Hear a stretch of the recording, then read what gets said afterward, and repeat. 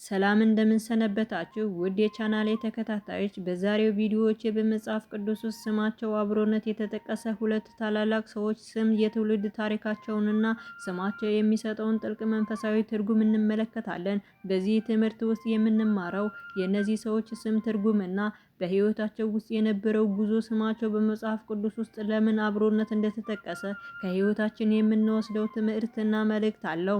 ይህ ቪዲዮ የእምነት ጉዞውን የሚያጠናክርና ስለ መጽሐፍ ቅዱስ ገጸ ባህሪያት ጥልቅ ግንዛቤ የሚሰጥ ነው። ቪዲዮውን እስከ መጨረሻው ድረስ ተከታተሉት። ቪዲዮው ከተመቻችሁ ቻናላችንን አዲስ ከሆኑ ሰብስክራይብ በማድረግ ቤተሰብ ይሁኑ። የቪዲዮው ይዘትን ከወደዱት ላይክ እያደረጉ ቤተሰብ ይሁኑ። ሀሳብ አስተያየቶን በኮሜንት መስጫው ላይ ያጋሩን። በመጽሐፍ ቅዱስ ውስጥ ሐና የምትባል ሴት በብሉይ ኪዳን በአንደኛ ሳሙኤል መጽሐፍ ላይ የምትገኝ ታዋቂ እና የተከበረች እናት ናት። ስሟም ሐና የሚለው የዕብራይስጥ ቃል ሲሆን ትርጉሙ ጸጋ ወይም ሞገስ ማለት ነው። ስለ ሐና ታሪክ ዋና ዋና ነጥቦችን የሚከተሉት ናቸው።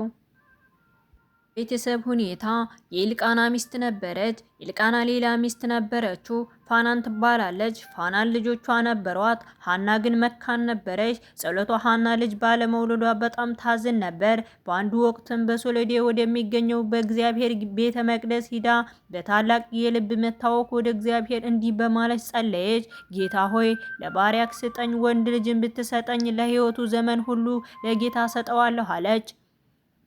የጸሎቷን መልስ እግዚአብሔር የሐናን ልመና ሰማ። ወንድ ልጅም ወለደች። ስሙም ሳሙኤል አለችው። ትርጉሙም ከእግዚአብሔር ለምኜዋለሁ ማለት ነው። ቃል ኪዳኗን በመጠበቅ ሐና እንደገባችው ቃል ኪዳን ሳሙኤልን ጡት ካስጣለችው በኋላ ወደ ቤተ መቅደስ ወስዳ ለካህኑ ለአሊ አስረከበችው። ሳሙኤል በቤተ መቅደስ በእግዚአብሔርን በማገልገል ጀመረ። የሐና ምስጋና። ሐና ልጇን ሳሙኤልን ለእግዚአብሔር በሰጠችበት ወቅት ተናገረች። የምስጋና ጸሎት።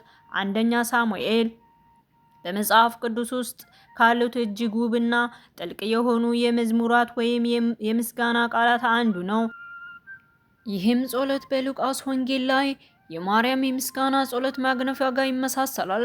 በአጭሩ የሐና የጸሎት የትዕግስትና ለገባችው ቃል ኪዳን ታማኝ የመሆን ምሳሌ ሆና በመጽሐፍ ቅዱስ ውስጥ ትጠቀሳለች። ሳሙኤልም በእስራኤል ታሪክ ውስጥ ታላቅ የነቢይ እና ዳኛ ሆኗል። በሌላ ቪዲዮ ውስጥ እስከምንገናኝ ድረስ ሰላሙን ሁሉ ተመኘሁላችሁ።